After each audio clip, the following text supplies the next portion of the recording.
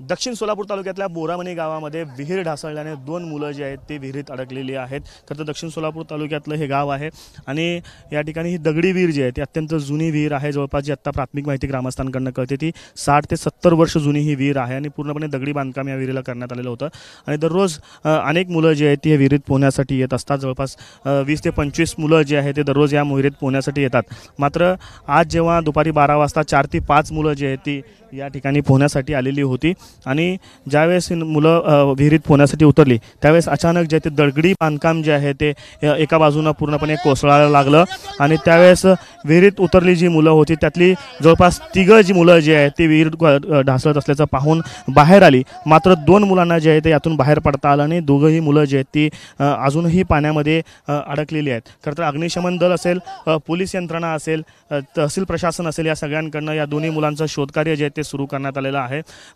दोरखंडाच्या माध्यमातून असेल किंवा मडपंप लावून जे ते विहिरीतलं पाणी जे ते बाहेर काढण्यात येत आहे आणि या 2 मुलांचं शोधकार्य जे ते संबंधित सगळ्या प्रशासनाकडून केलं जात आहे। मात्र जी माहिती आता स्थानिक लोकांकडून कळते ती अत्यंत जुनी ही विहीर आहे आणि विहिरीला दरवर्षी पाणी जे ते मोठ्या प्रमाणात असतं। जवळपास 40 ते 50 फूट पाणी जे आहे ते विहिरीत आहे, त्यामुळे शोधकार्य करताना जे आहे ते यंत्रणांना त्रास होत असताना आपल्या ठिकाणी पाहायला मिळते।